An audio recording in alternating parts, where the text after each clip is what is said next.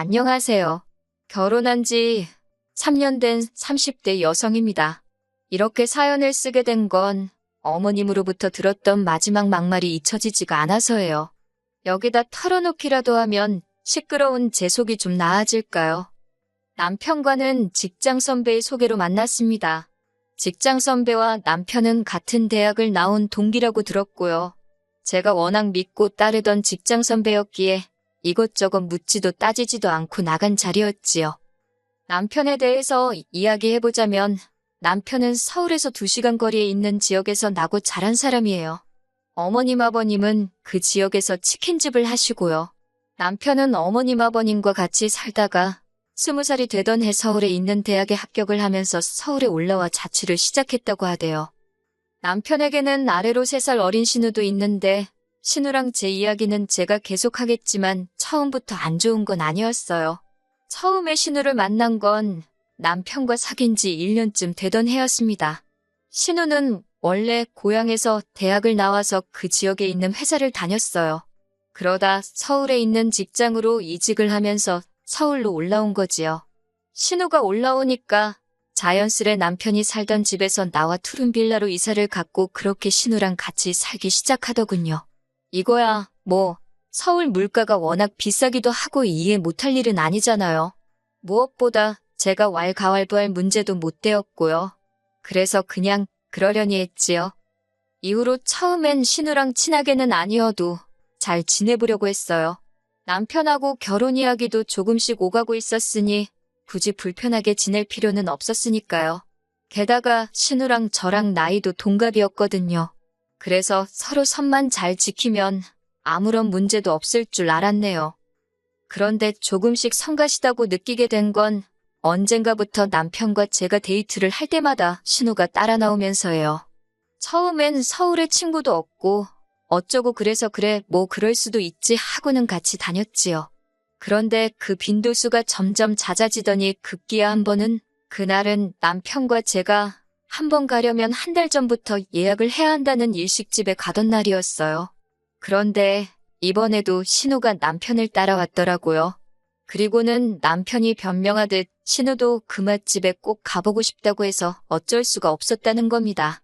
제가 2명밖에 예약을 안 해서 못 들어갈 거라고 하니까 그래도 가서 사정은 해보자고 하는 거예요.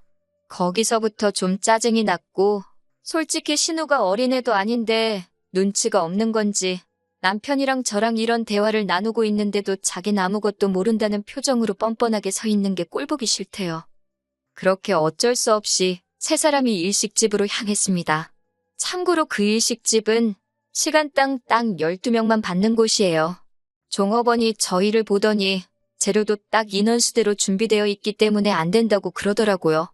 어쩔 수 없어서 제가 그럼 혹시 환불은 되냐니까 그것도 당연히 안 된다 했지요. 그러자 남편이 신우더러 이것 봐라 안 되지 않냐면서 차에서 기다리던지 알아서 하라대요.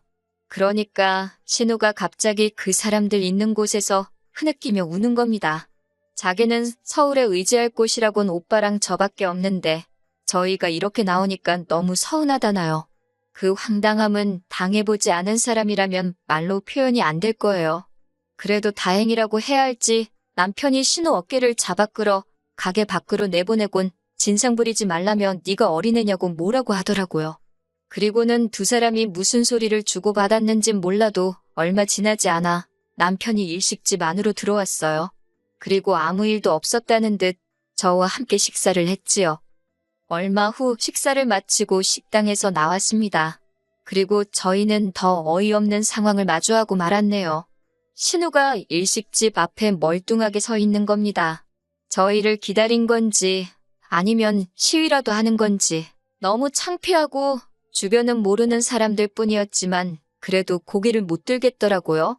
그러더니 저한테 대뜸 너도 그러는 거 아니랍니다. 말이라도 제가 저 대신 아가씨가 드세요. 그랬어야 한대요. 어이가 없어서 기도 안 차더라고요. 그리고 자기랑 나랑 동갑인데 왜 자꾸야 너 이렇게 부르는 건지 오늘은 한번 짚고 넘어가야겠더군요. 보는 눈들이 느껴져 카페로 자리를 이동했습니다. 제가 먼저 신우더러 나는 당신 오빠랑 사귀는 사이니까 함부로 말 놓지 말라고 호칭도 조심해달라고 했어요. 그러자 너 아직 우리 오빠랑 결혼한 것도 아니잖아 하고는 또 말을 놓더군요. 그래서 결혼한 거 아니어도 지금 그쪽하고 내가 오빠 때문에 알게 된 사이 아니냐. 그러니 조심해달라고 했습니다. 그런데도 신우는 계속 앵무새 마냥 결혼 안 했잖아 소리만 해대더군요. 듣다 못한 제가 남편더러 당신 여동생 귀가 잘 안 들리냐고 한마디 쏘아붙이고는 먼저 카페에서 나와버렸어요. 그날 남편 말로는 제가 카페에서 나가고 난 뒤 신우가 아주 난리도 아니었답니다. 제가 자기를 무시했다면서 오빠가 돼서 어떻게 보고만 있느냐고 남편한테 화풀이를 어지간히 했나 봐요. 근데 남편이 중간에서 자기가 이게 무슨 꼴인지 모르겠다고 하소연을 하는데 그건 그거대로 꼴보기가 싫더라고요.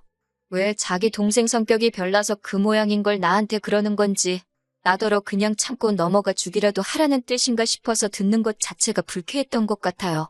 그래서 남편더러 그런 것도 중간에서 제대로 처신 못할 것 같으면 나랑 결혼은 언감생심 꿈도 꾸지 말라 했습니다. 그러자 남편이 그냥 한 소리라면서 자기는 당연히 제 편이라고 자기가 생각이 짧았다고 미안하다 하대요. 그리고 얼마 뒤 저희는 본격적으로 결혼 준비를 해나가기 시작했습니다. 여기에 관해서도 할 말이 있어요. 남편이 신우와 같이 살고 있었는데 그 집 보증금은 시부모님이 보내주신 얼마와 남편이 모은 돈 얼마로 이루어져 있었거든요. 그러니 남편 입장에선 그 보증금의 일부가 결혼 준비에 필요했지요. 그런데 시부모님께서는 그럴 게 아니라 그 둘이 사는 집에 제가 몸만 들어오면 되지 않겠냐는 식으로 말씀을 하시더래요. 한마디로 신우랑 같이 살라는 거였지요. 성격이 잘 맞는 것도 아니고 서로 사이가 좋은 것도 아닌데 그렇게는 못한다 했습니다. 그러자 어머님 아버님이 그 서울에서 어떻게 여자애 혼자 살라고 하냐고 저더러 괘씸하다 못됐다 말을 막 하시더군요. 참고로 당시 저하고 신우 나이 31, 여자의 소리 들을 나이는 지나도 한참 지났을 때였어요. 그리고 솔직히 전 결혼 엎으려고 했어요. 제가 뭐 남편에 비해 크게 부족한 사람도 아니었고 결혼 전부터 저렇게 막말을 하고 억지를 쓰시는데 결혼을 하면 얼마나 더 심하게 행동하실지 안 봐도 비디오였으니까요. 그런데 다행이라고 해야 할지 남편이 먼저 나서서는 어머님 아버님더러 저한테 말 막 하지 마시라고 화를 내대요. 저도 있는 자리에서 말이에요. 자기는 저 아니면 평생 아무하고도 결혼하지 않을 거라나 어쩐다나. 그래서 뭐 또 유야무야 없던 일이 되었어요. 이후로 신우와 제 사이는 완전히 틀어져서 결혼식 당일까진 말 한마디 제대로 해본 적이 없어요. 그리고 신우는 저희 결혼식에 추기도 안 했습니다. 단 돈 5만 원도요. 그 돈이 아쉬워서가 아니라 신우의 그 마음 씀씀이가 참 좁다 싶어서 실수가 나오대요. 그런데 제 여동생은 결혼 직전 셋이서 식사를 한 자리가 있었는데 거기서 200만 원을 주더라고요. 제 여동생은 저보다 4살이 어려요. 당시 막 회사에 다닌 지 2년 차였고요. 그리고 그렇게 두 여동생은 사사건건 비교를 안 할래도 비교가 되기 시작했습니다. 저희가 식을 올리고 얼마 지나지 않아 집들이를 하던 날이었어요. 첫 집들이 손님은 시부모님과 신우였고요. 처음에는 사다가 차려놓을까 그런 생각도 했는데 그래도 직접 하는 편이 보기 좋겠다 싶어서 이른 아침부터 우당탕탕 난리도 아니었지요. 그렇게 한 상 차려내고 나니까 시부모님과 신우가 도착했고요. 그런데 아버님 손에 주방세제 선물 세트 하나 들려 있었습니다. 그리고 신우는 뭐 말해서 뭐예요. 기대도 없었지만 역시나 실망시키지 않더라고요. 맨손으로 와서는 음식 이것저것 먹어보면서 잔소리만 어지간히 해대고 갔거든요. 짜다 달다. 이건 양념이 어떻고 저떻고 뿐만 아니라 집안 여기저기를 구경하면서 인테리어가 어떻고 가구가 싸 보이고 어쩌고 저쩌고 정말이지 당장이라도 꺼지라고 한마디 해주고 싶더라니까요. 반면에 저희 친정부모님과 여동생은 그렇지 않았어요. 일단 집들이라고 했는데도 여동생이 언니 혼자 음식하려면 힘들지 않겠냐면서 그냥 시켜 먹던가 나가서 먹자 그러더군요. 그리고 집은 구경만 하면 되지 그러면서요. 그래서 괜찮다고 하니까 그러면 내가 일찍 가서 좀 도와줄까? 그러고 묻대요. 그래서 마음만 고맙게 받겠다 했어요. 그리고 집들이 당일 친정부모님께서는 뭘 사올래도 다 있을 것 같아서 그냥 현찰로 주신다며 100만 원 주셨습니다. 그리고 여동생은 뭐 백화점에서 유명한 디저트 세트랑 현찰 30만 원 주대요. 제가 결혼식 때도 축의금 많이 하지 않았냐. 이 돈은 받은 걸로 하겠다. 그냥 가져가라 했어요. 그런데 괜찮다면서 하나뿐인 언니인데 이 정도 못 해주겠냐며 기분 좋게 받아달라대요. 이후로도 이런 비슷한 일들은 번번이 있었어요. 명절이라던가 가족 모임이라던가 저나 남편의 생일 같은 날들마다 반복되었지요. 그리고 돈 들어가는 일은 언젠가부터 응당 저희 부부가 담당이었고요. 명절만 하더라도 장 보는 비용, 그리고 어머님 고생하신다고 해서 드리는 돈이 거의 100만 원 가까이 되었습니다. 물론 저도 내려가서 일을 하는 건 당연했고요. 신우는요, 데이트한다고 명절 연휴 내내 코빼기도 안 비추던걸요. 가족 모임도 저희가 하자는 것도 아니고 갑자기 어머님이나 아버님이 모이자 하셔놓고 외식을 하면 계산서는 슬며시 저희한테 밀어주시기 일쑤였습니다. 그럼 솔직히 2차로 카페를 가게 되면 그 정도는 어머님 아버님이나 하다못해 신우가 사야 하지 않나요? 그런데 그마저도 저희 담당이었으니 5 식구가 식사에 디저트까지 적게는 30만 원에서 많게는 50만 원까지 저희가 돈을 쌓아놓고 사는 사람들도 아니고 부담스러웠어요. 그리고 생일도 어머님 아버님 생신 때는 외식의 용돈이 기본이었지만 저희 같은 경우 제 생일이야 말할 것도 없고 남편 생일에도 축하한다 말뿐이시대요. 반면에 저희는 명절이면 친정 부모님은 여행을 가시거나 아니면 저희 오라고 해서 한상 차려주기 바쁘셨고요. 가족 모임도 저희가 돈 낼까봐 어느샌가 친정아버지가 먼저 계산하시기 일쑤셨어요. 제가 낸다고 하면 네 아버지 아직 팔팔하다며 괜찮다 하시는 분이셨거든요. 그리고 제 생일이고 남편 생일이고 집에 오라고 해서 한상 차려주셨고 또 둘이서 분위기 좋은데 가라고 따로 돈 챙겨주시고 그리고 제 여동생도요. 제 생일 선물뿐만 아니라 하나밖에 없는 형부라면 남편 생일도 잊지 않더라고요. 그러다 지난해 여름이었어요. 제 여동생이 좋은 사람을 만나 결혼을 했지요. 그동안 여동생의 마음 씀씀이에 번번이 감동했던지라 언니로서 그 이상 해주고 싶더라고요. 그래서 제가 1,000만 원 해줬어요. 마침 작년 연초에 저희 회사에서 성과급으로 꽤 많은 돈이 나오기도 했고 남편이 선뜻 그러라 해주라고 했거든요. 그리고 얼마 지나지 않아 신우도 시집을 가대요. 집신도 짝이 있다더니 가긴 가는구나 싶어서 제가 다 감개가 무량하더라니까요. 남편이 해줄 필요 없다는 걸 제가 그래도 그건 아니라고 해서 축의금으로는 200만 원을 해줬네요.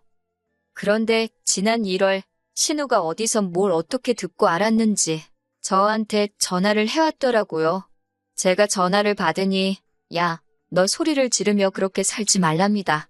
어이가 없어서 지금 무슨 소리 하는 거냐니까 네 동생 시집갈 때는 1,000만 원 주고 나는 200만 원 주냐면서 이거나 먹고 떨어지라는 거냐고 악을 쓰는데 황당하더라고요. 저도 당하고만 있을 순 없으니 똑같이 신우더런 네가 나한테 돈 맡겨놨냐고 소리를 질렀어요.